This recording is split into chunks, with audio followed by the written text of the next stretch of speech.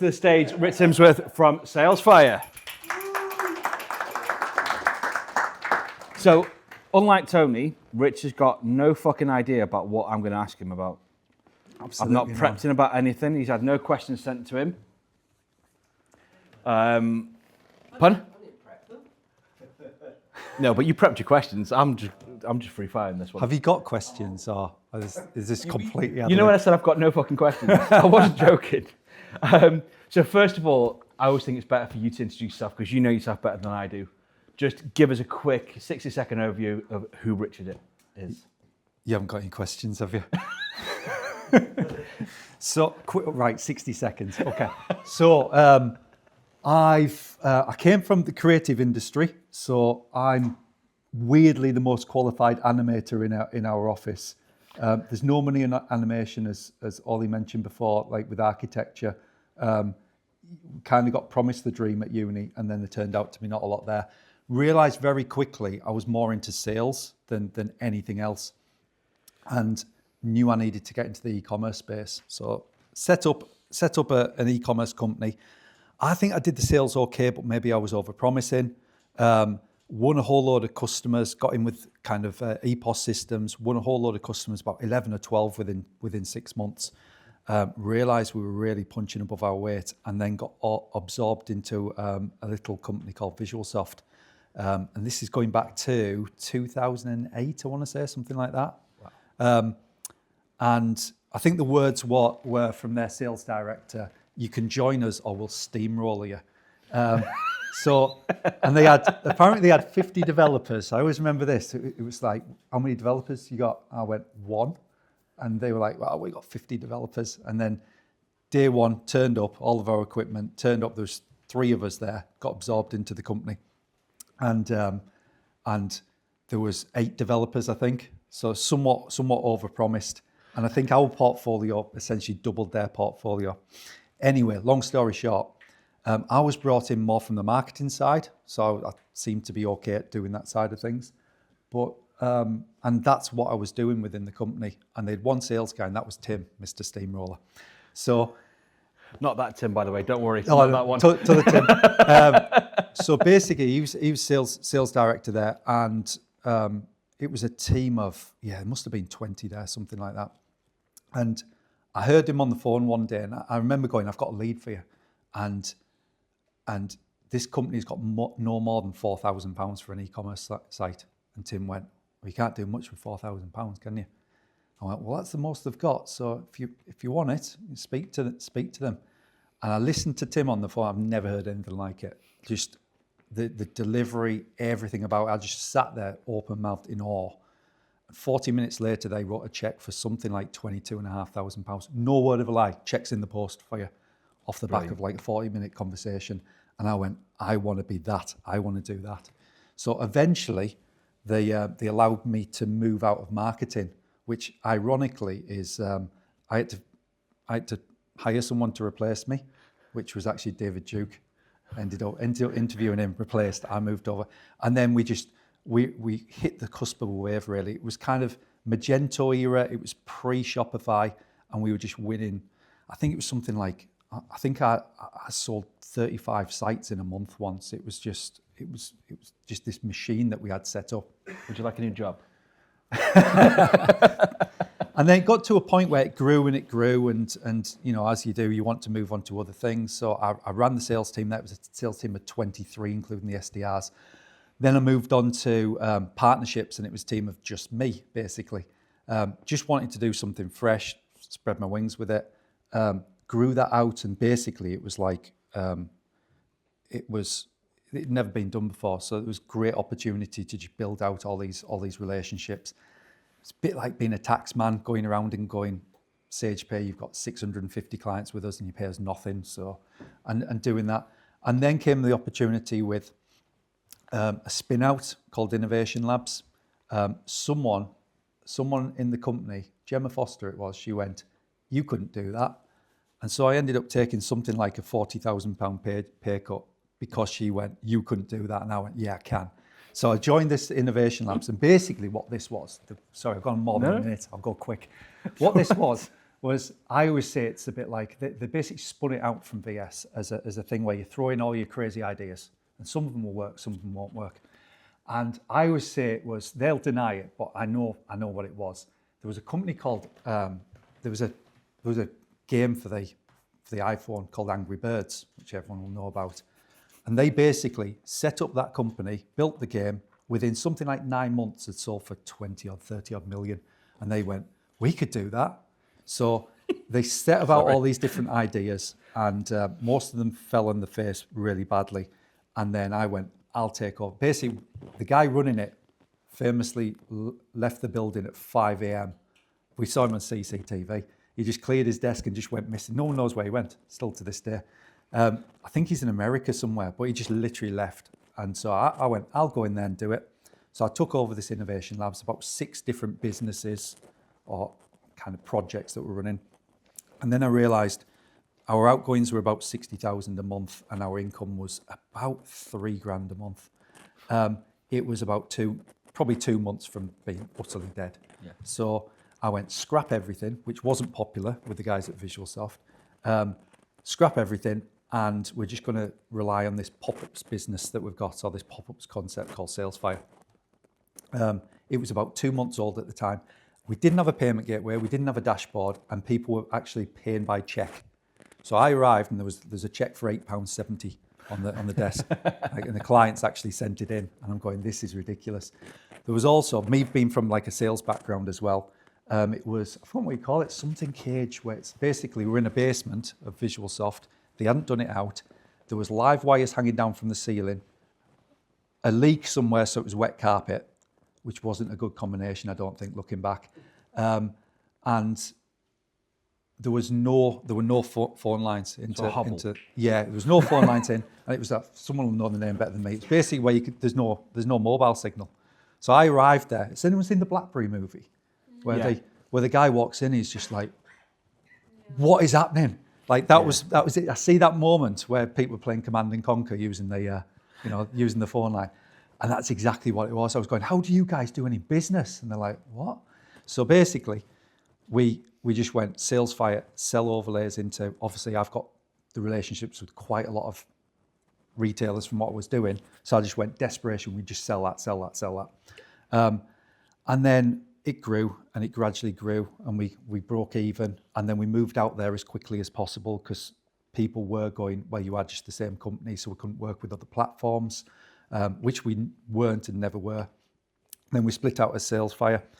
We knew quickly you needed to build several tools around what we were doing. You're not going to get away with just doing overlays forever. Some people like pop-ups, some people don't. Most don't. And we built out email retargeting. We built out all these different tools, a search. Some of the guys have said that they're using, which is appreciated. And the idea was we're never going to be, we haven't got millions. We haven't got Klaviyo funding of 500 million or whatever. So what we did is we built out all this series of products, and we thought, we'll stitch them together. We'll make them greater than the sum of the parts. And then behind it, essentially what we've become is more like a data company. So anyone that lands on a website, we generate a profile on them, and we track them across devices. So as scary as it seems, we know what devices you've got access to, where you've got access to them, where you work, things like that. And we've built out a profile for, I think it's 1.2 billion people worldwide that we've got a profile on. We actually worked, we didn't even realize that, because we look at American companies as a bit of a kind of yardstick for things. We probably hold more, we're probably the leading British company, UK company, in terms of shopping data and behavioural data now, which didn't really, someone's got to pose it to you in a certain way before you realise, I think. And that's what we've done. We've just grown out the team. It's now a team of 75. I'm starting to realise maybe I'm more of a marketeer, because I'll just come out with the silly marketing ideas and then let them kind of run with it. Tim, steamroller you. Tim has since exited VisualSoft. He's joined us, and yeah, I'm getting the band back together, basically, so to speak. And that's where we are now. So for someone who didn't think they could do an introduction, sorry, you've done a pretty damn good job, really. I didn't know how far to go back. So you've already answered a lot. some of the questions I was going to have in there, like how that the early days breaking away from that misconstruism of you being VS when you guys were separate, but now you really are separate. And obviously, you touched a little bit on the evolution there. You've gone from being overlays, then from just search, because you were known for a while as just the search guys, to now this suite of integrated tools. The one thing that runs into that, and I don't know if you've picked up on it or not, but it's one thing that I always pick up when I come to your conferences and you do your big speech at the beginning. I always get the impression that you're like one of those cartoon Acme bombs that when if you ever go to one of those conferences, you'll get this. It's almost like if they feel like they need a new product, they kind of like wind Rich up and then drop you into a board meeting to drop a new idea, and then somehow that new idea comes to fruition and it works. But innovation seems to be the big thing that you guys kind of really own, but don't really talk about. Yeah, I think you've touched on something that everyone around the our marketing director's off this week, and he's going to have a breakdown when he gets back, because it's just been there's been no like fielding mechanism for things. There's been no filter. It's just literally me going into meetings going, we need to do this. So yeah, I think, but it's one of those. I was about to say something really corny and say I wouldn't want it any other way. I wouldn't want the 400 million, 500 million that some of these companies have been funded and have as marketing budgets. Yeah, of course I would. But there's something quite nice about going, this is what we're up against. We're on limited budget. How do we make that work? What things can we think of? So I remember, like, Tim will remember this as well. Someone sent us a video once before. So it was on search. We just launched our search, for example. And I think it was Tom from Jules B. He sent us over this video going, Algolia's just approached us. You might want to look at this video and do this type of thing. And there's a guy from Algolia in a little circle in the corner of the screen, and he's going through like a little video of the Jules B site saying, this is how we'd add our search onto your site, and this is what we'd do. So I went, yeah, it looks pretty good. Then I thought, how can we scale this? How can we automate it? So what we did is we built this system. It was linked up Raspberry Pis at the time, wasn't it? It looked crazy. All these basically processing our own outputs there, rendering our own videos out. And what we did was we had a guy with a set script, like called Ash, presented really well, and he'd be the bubble in the corner. And what he'd do is he'd go, I really love your site. And basically it was almost like just subbing a JPEG of their site, of their homepage. And then we had a system that you start with a spreadsheet, you put in their URL, you put in the industry sector, whatever, and it went to their website, took a snapshot scrolling down their site, rendered the video scrolling down, put Ash in the corner, and Ash would be going, I really love the homepage on your website. And then there'll be another one. I really love the homepage on your website, like that. And it was like a 90-second video, but it was like a critique of their site, and we knew everyone was doing the same thing on their site, same thing wrong. Yeah. So we'd critique their site. We'd say, this is what we do at Salesfire, and we basically just cut it in, but it looked personalized with their website. So we rendered out 18,500 of these videos and just delivered those. And then we had something for our SDR team to ring up. Years later, we were going, we'd be at expos and people would come up and go, oh, is Ash around? Because he critiqued my site about 6 months ago, and I just wanted to thank him, like some great advice on it. We're going, oh, yeah, he's around somewhere, kind of thing. And it's just things like that where we haven't got the budget, so it's kind of thinking outside the box. It's the same with the tech as well, thinking of ways, what's going to catch someone's eye. You can't go up against the MailChimp and just say we do more and better than MailChimp, because you're not going to be able to do that. You've got to win with almost like a wedge product in, is what we've always done quite well. Wedge product in, then deploy the rest of the tools, kind of thing. Sorry, wandered on again. No, it's great.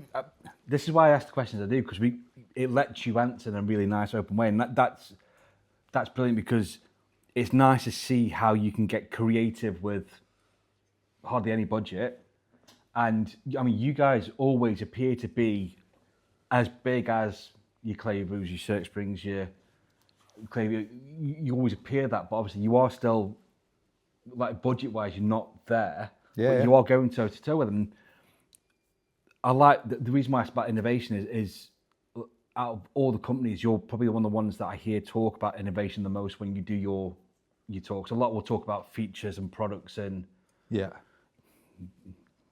gross profit we made this year off your investment and all that kind of that bullshit. type of thing. But Yeah, you guys always seem to come back to innovation. Just for clarity, I am a partner of these guys, so I get to see the inside quite a lot. But the amount of times you'll be like, this product's not fucking working, so just hold fire on that. We're going to do this, and this. So how important do you think that innovation has been to your growth over the last couple of years? Yeah, it's huge. We couldn't be without it really. And we're quite blessed in a sense that we've got a team of 15 developers, and for the most part, I'd say they understand. We've got this running theme throughout the company where I always think, I'm going to go off on a tangent here again. Sorry, right. I can feel it coming. So you've almost got a situation where you've got someone who's ultra talented at what they do, but it's like having the biggest horsepower car in a race with no tires to it. You've got to have that commerciality. You've got to have that understanding. How will this apply? Like I've seen it before. There was a company in distress that we looked at purchasing, and we looked at what they'd built, and they only had to build this. It was almost like I describe it to them like a window. Your clients will see through this window. Behind the window, you've built all this, just a big sprawling system. Like you needed to build what you can see through the window, essentially. And that's what seems to have run pretty well throughout the company. I'm saying that we just launched it. We launched a new revised date picker the other week in the platform, and you can go in there. You select your dates. You can select your start date and your start date. So that went live for about all of 10 minutes, I think, before it was ripped down again. But the developer in that case was going, I don't know what's wrong with it. Like it seems to work fine for me. Yeah, so you still have these little things, but it is that understanding. You save so much time as well if all the developers are of that understanding, and it's a very unpopular thing to most agencies, I think, but we're all in the office because there'll be little conversations I hear and others hear where you just pick up on things. It's like osmosis, and you get that feel of what's right, what's wrong, when the tempo's down, when we need to get the tempo back up on things. It's quite important. Good. In honour of Alan, who's not here, obviously Alan's a partnerships manager by trade, bless him. We've already heard from Tim, who's a partnerships manager now at Virtualsoft, and obviously used to be one for you guys. Yeah. We've got Darren here, who's part. You started, as you just said there, like at VS, as in partnerships. Yeah. How important do you think partnerships has been as well to something like Salesfire and to the growth and to that sort of execution that you've been doing and the vision that you've got? It is important, and I think there's a time and a place for it in terms of the growth and life cycle. So initially, the first few years of a business tends to work best because you haven't got that reputation the brand carries so far. It's ridiculous how, you could have, Shopify could demand the lives of everyone's firstborn sons, and they'd still be popular off the back of it. It carries a long way, but while you're building that brand and while you're building basically the product that's going to back up that brand, like I believe like SDR and outreach is the thing. It gets to a point where there starts being a tipping point with it. And a lot of the big companies out there, like Intercom, for example, they grew out with a team of 10 SDRs just ringing people and getting people on board. But it comes to a point where you want to start building these agency relationships and these partnerships, and there's a time, and you've got to wait until you're established enough for that, really, for that to start to take hold and start to take over. And there's benefits in that as well. If someone refers someone in, like I'll tell you our close rate. So if from an outbound call and a demo, something like 23%, it's something like 62% from a referral in. So you don't need as many inquiries off the back of it. Also, it's very different in terms of the mindset of that customer that's coming into you as well, as you've probably experienced. Someone comes in from a referral or someone comes inbound, they're willing to learn about the tools. Whereas if it's SDR, it's outbound, they're going, entertain me, show me what you can do. Like you prove it. Yeah. And so you're running around proving it. And then the next step, you hand on to a CSM and you're running around, and you're proving your worth all the time, and they've never had to get their hands dirty. They've never had to learn how the dashboard works, A/B test, optimize anything, and it's. I think the better footing tends to be on those types of inbound or referred clients, because they come expecting with an expectancy that they're going to have to learn and put effort in. Because you going back into the innovation, your partnerships program has evolved. I mean, we've been partners for something like 6 years, and I think in that time it's evolved a hell of a lot. Like it doesn't look anything like it did when we first started working with you guys. Yeah. And that's why I wanted to ask, because I think it's important, especially when it's a two-way street, and seeing you guys innovate it. And obviously, I mean, we've got a really great relationship with Tim, because Tim was our first account manager, bless him, you poor sod. Now Darren has to put up with us, and Darren has to put up with us throwing loads of random shit at him. But it's that innovation piece again, going behind it to innovate it, to push it forward. My last question, because I'm conscious of time, is at some point, apart from having 2 start dates, you must have fucked up somewhere. Yeah. If there's one that you can share, what's been that fuck up that kind of moved things forward, that you learnt from, that kind of went either funnily you thought, I'm not doing that again, or actually no, we need to do that, we just need to tweak it. There's lots of little mistakes along the way. I think if it sounds awful, but I think it's some of the employment decisions we've made, some of the people that we've brought in. Sometimes it's people where we thought they're the finished article and they're not. What we tend to find is people, it's all it is really all recruitment based, I think, fortunately. Bringing people in through recruiters quite often. So bringing people in through recruiters, and they tend to be guns for hire. They tend to be in that recruitment cycle where they'll go 6 months, a year somewhere. And typically someone needs 2-3 years to really get to the understanding of how things work, how they're going to work in an optimal fashion for us, I guess. So what we found is, I guess, as a result of that, and we spent a lot on recruitment. We've spent a lot on some recruiters I won't name. It's for the best. And just some bad signings that we've made over the years, which cost time, cost money, cost investment. And what we've found and what we've relied on now, we're bringing in a younger crop of staff, and we're kind of in that position now. We're through 70 staff. We're kind of in that position where I dare say it's a bit of a luxury position that we're in that we can take our time. It's things aren't going to fall apart if we don't have this specific person in place, and we can bring people through like the Ajax Football Academy, I dare say, to use a Tim football reference.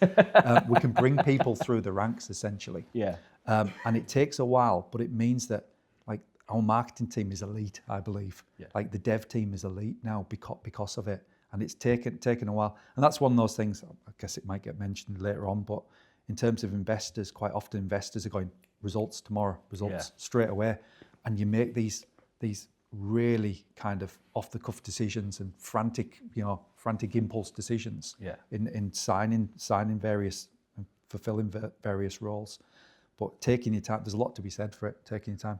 One last thing on it. And it was nice to hear there was a mentor that I've worked with years and years ago. And I think I just drove him mad years ago. So we'd not seen each other for about 10, 15 years. And we bumped into each other and he said, how are things going? I was going, well, it's kind of a bit slow because we're like 8 years in and we've grown to we're through 5 million now. And I was going, I see all these others, you see all these. And he went, you do nothing. You do nothing in under 10 years. And he just went, it was just nonplussed by it. And this guy's exited years ago, and now he's an investor and a consultant. He went, you do nothing in your first 10 years. You got to run your business 10 years, and then you start to move, kind of thing. And that gave me a lot of satisfaction off the back of that, I think. Good. I mean, I could go into the whole thing about recruitment being like football teams now, where not only the terminology you use where you're signing new players, there's also player transfers going on that actually do quite a lot, and there's all that kind of. There's a whole football-esque feel in agency world anyway. It does seem to be that strange, way, doesn't it? Yeah, but we won't, because we'll go on forever on if we do that. Has anybody got any questions for Rich? He does fail to turn up to his own Everybody's awards hungry. if that helps as well. He did what? Sorry. You do fail to turn up to when you've won an award as well, don't you? We were just that was a strung good meal, out that after the 6-hour drive over to Manchester. We just went. We're going to the pub instead of the starter. But you guys were fine. You ate out starters. Go on, Ollie. Thanks, Rich. So earlier on, chatting to you about we utilise search from Salesfire on Tapdoor, and it solved a real little pain point for us and the problem that's there. Salesfire's a suite. So you said you're kind of addressing the kind of hole with it. Yeah. What are some of those sort of products within the suite that are kind of the unsung heroes for you? Like just highlight on some of those bits that aren't necessarily well known about. I'll tell you the main thing, and we're using it as a bit of a lead into to customers nowadays, is we do this. We thought the days of overlays were done, and then we looked at, and I don't mind saying we take influence from all over the place, and we looked at a site called Uniqlo. I think they're about 9 billion turnover or something like that. Those guys, they're worldwide. And they had this great big landing page banner on the site. And it basically says 10% off your first order. And we looked at that and went, that must be absorbing all, like the amount of people hitting that, because everyone lands on the site and goes, yeah, I'll have £10 off, and then start searching. And obviously what we do to do with tracking behavior and things, to communicate with them, you need the email addresses. Or even if you're on MailChimp or OmniSend or something, you need the email addresses. So we just mimicked what we'd seen with that. We're just influenced by. And we started doing this, and then we looked at the wording, and we kind of, I guess, perfected the wording to kind of like simulate as if you've not signed up yet, and we still need your mobile number. So we split it across several stages, this overlay, and it's gone crazy off the back of it. So people be actually using us and we've made it free as a lead-in product. So people just retire out the typical 10% off Klaviyo one, put in our landing page banner, as we call it, and literally you're seeing 3 times the amount of sign-ups off the back of it, which is great for us as a route in. But it's downright obvious when you look at it. It's one of those things where you go, it's a superstar of a feature, but it doesn't involve hardly any innovation, really. It's just that thing. A lot of it's common sense, just looking around sites and going, they do that well, they do that. What if we stitch these things together? And because we can track it across device now, that works even better, because we know that if we were on Uniqlo, for example, you've signed up on your mobile, you come back on your desktop, we won't fire that overlay to you again. So you haven't got that thing where people are going, I hate pop-ups, I get hit with them every time. They use sparingly. So sorry to answer you, long story short, that has been it's probably 1% of some of the tech we do, all the stuff behind the scenes that's brilliant. I couldn't imagine it in a million years developing it myself. And it's just some of these fairly obvious things on the front end are what really drives the results for the customer. And it's free. Yeah, it's free, that, yeah. Can I ask a follow-up? Go on. Yeah, go for it. So you obviously do a lot of innovation. You're talking about innovation and new product ideas that's coming out. What's your framework? If you're sitting there looking at an idea and you're going, that's too far outside of the Salesfire proposition as a whole. How do you keep them contained? How do you keep them within a unified proposition? Basically, we try and keep them within. We've got search, we've got on-site messaging, email. Testing myself on the products now, and we've got the engine behind it, the AI behind it, that's profiling all these customers. If it falls outside of these things, then we don't build it, basically. Now, I can see Darren looking at me there, because quite often I'll go, this would be a great idea. And Darren would go, it doesn't fit in these things. I'm like, yeah, it does. It's a subcategory of it. So I think we're rolling out WhatsApp integration fairly soon. And they've gone, look, we've already got, that's a new product. I'm like, no, it's just part of email. It's the same thing. Yeah, it fits under there. It's all. We'll change email to messaging, and then we're done. But that's it. We try. You're right, though. We try and keep disciplined on it, because we can't. You become a jack of all trades. But I guess the market that we're trying to hit are the ones where they can't afford an Algolia a wunderkind, a Klaviyo. Like, they can't afford all these in their tech stack. They want something where let's take something that's strong in these areas and combines to be greater than some of the parts. And that's the ethos. It's got to fit into that ethos, I guess.